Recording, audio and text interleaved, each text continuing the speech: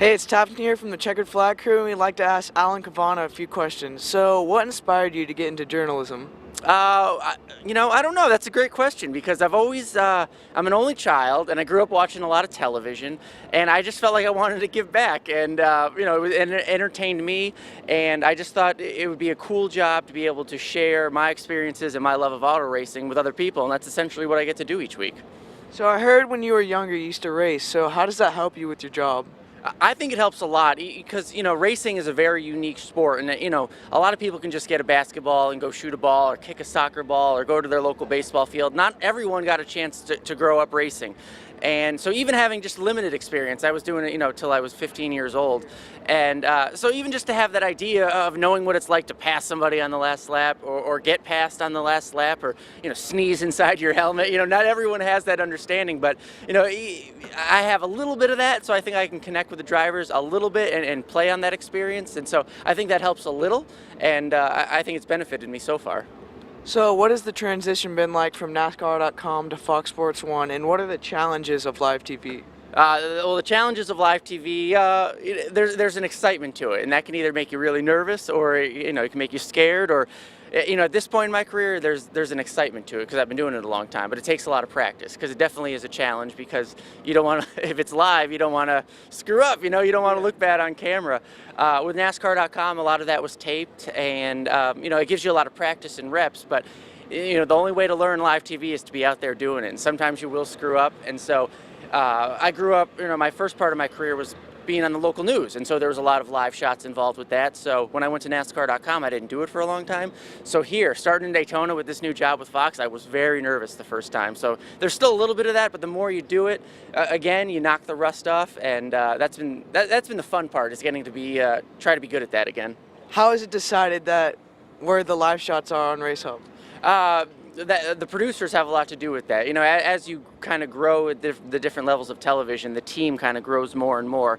So when I first started out in television, it was just, a photographer and I figuring out everything. Now there's 3 or 4 people who, weigh in on everything and really know, what they're doing and the best spots to pick. So it just depends a lot on the storylines. Like today on Race Hub or for race day, we're talking with Kyle Larson, so I'll probably be either at his hauler or right in his car next to the 42 car. So it just depends on what the storylines are that week.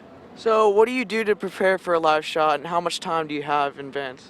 That depends. A lot of it comes with experience, and all that experience plays into how much time you have to prepare. It used to be a lot of dedicated time to really, knowing everything and practicing and writing it down.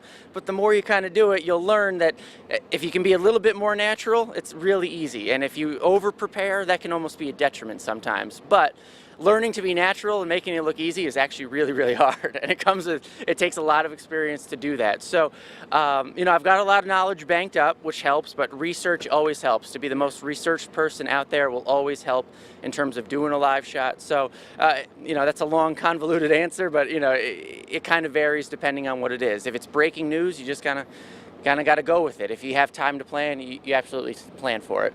So, in the unlikely scenario that you would make a mistake on air, what do you do to recover from it?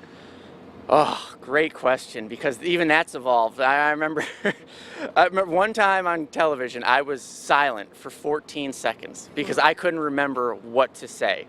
I totally forgot. And 14 seconds is an eternity on live television. But, you live and you learn. I've learned to be better because of that, and now you just chalk it up because you have to keep going. And there's a good saying, if it's live, it can't be wrong. So even if you make a mistake, you just fix it, and that's what it is. You just move on, because the best piece of advice I ever got was from my father. He said, your next piece of work is always your best one. So even if you screw up now, your next one's going to be the best one you ever did. So you have to move on. So we'd like to thank Alan Cavanna for the time, and make sure to follow him, subscribe, and check out the new website, checkerflagcrew.com.